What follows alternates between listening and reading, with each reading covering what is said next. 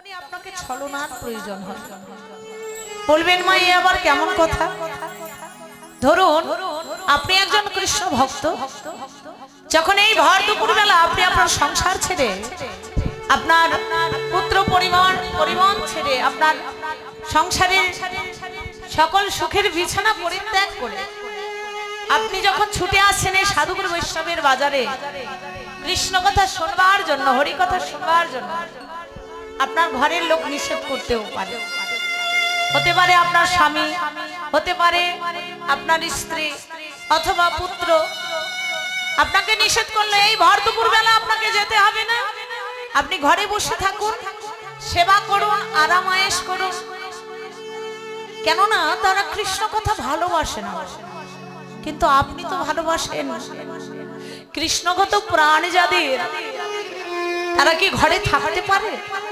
তা সংসারে যখন আপনার পুত্র কন্যা অথবা আপনার স্ত্রী অথবা আপনার পতি যখন কৃষ্ণ কথা শ্রবণে বাধা দেবে, যখন ভক্ত সঙ্গ আসতে বাধা দেবে, তখন আপনি কি বলবেন? সেই বাধার মধ্যে আপনি থাকবেন?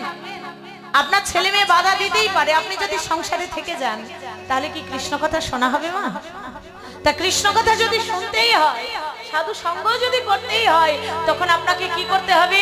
সংসার মায়াকে অতিক্রম করতে গেলে ছলনার আশ্রয় নিতে হবে। আপনার স্বামীর কাছে বললেন, ওগো আমার না বাবার বাড়িতে একটু দরকার আছে, যেতে হবে, আমি দেখা করব, আর বাবা মার চরণে প্রণাম করে একটু দেখা করে একটু কাজ আছে, আবার চলে আসবে। আপনার বাবার বাড়ির কথা শুনে হয়তো কোনো প্রয়োজনীয় কথা বললেন, সেটা শুনে আপনার স্বামী আসতে দিল, আর সেই বাবার বাড়ির কথা বলে যখন আপনি সাধুগুরু বৈষ্ণবের সঙ্গ করলেন, তখন কি হলো বাবা? তখন এই যে সামান্য একটু ছলনা বা মিথ্যার আশ্রয় নিলেন, তাতে করে আপনার পাপ হলো ঠিকই, কিন্তু সাধুগুরু বৈষ্ণবের সঙ্গ গুণে সব পাপ ক্ষয় হয়ে গেল। রাধে। আমার বাবাদেরও হয়, শুধু মায়েদের হয় তেমন নয়, আমার বাবাদেরও হয়। অনেক বাবারা কৃষ্ণ ভক্ত, কিন্তু সংসারের ওই যে স্ত্রী, তিনি কৃষ্ণ ভক্ত নন। আর আপনি যখন কৃষ্ণ কথা শুনতে আসবেন, আপনার স্ত্রী বলতেই পারে, এই ভর দুপুর বেলায় সংসারের কাজকর্ম পেলে কোথায় যাচ্ছে? তখন আপনিও আপনার স্ত্রীর কাছে যে কোনো ছলনাই হোক, যে কোনো কাজের অজুহাতে হোক, যখন আপনি সাধুগুরু বৈষ্ণবের সঙ্গে এলেন, তখন কি হলো মা? ওই যে সামান্য একটু ছলনার ফলে এটা যদি প্রভাত না হয়, নয়ন মেলে চাইতে না পারেন, তাহলে কি হবে? পরকাল। সেজন্যই চিন্তা করতে হবে যে আজকের দিনটাই হয়তো আমার মানব জীবনের শেষ দিন। হতেই তো পারে বাবা, কে কখন আসবো আর কে কখন যাব, এটা তো নির্দিষ্ট করা নেই। তাই আজকের এই দিনটা, এই যে ভক্ত সঙ্গ করলেন, সাধু সঙ্গ করলেন, এই দিনটাই হলো মানব জীবনের শ্রেষ্ঠ দিন। ভাবুক বলছে নাকি ভক্তের কাছে ওই মেঘাচ্ছন্ন দিন নয় তো দুর্দিন।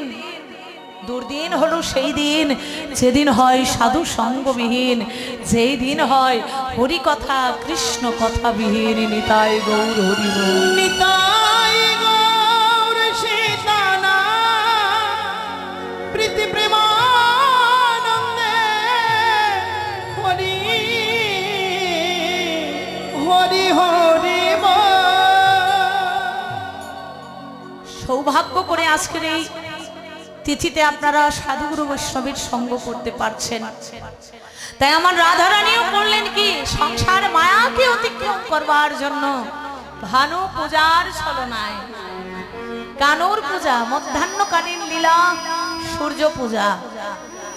মাগো, এই মধ্যাহ্ন সময়ে অন্য কোনো কাল নয়, মধ্যাহ্ন কাল, সকাল নয়, সন্ধ্যাকাল নয়, মধ্যাহ্নকাল কৃষ্ণ ভজনের উত্তম কাল।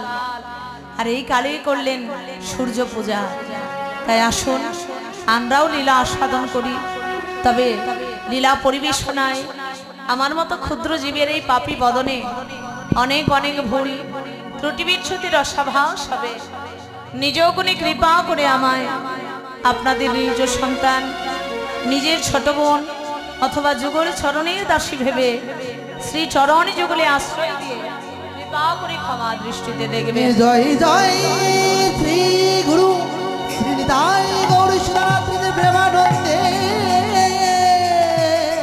হরি হরি বল। আরে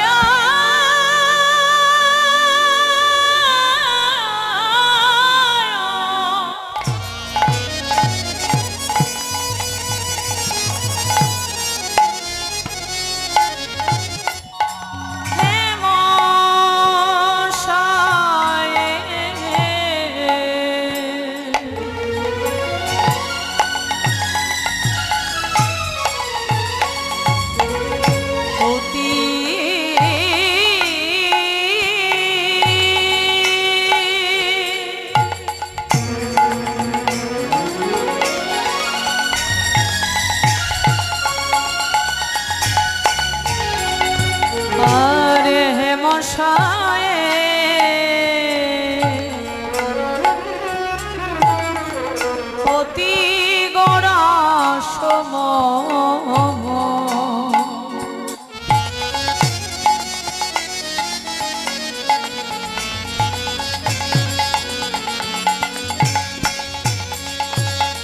সমধুর হাস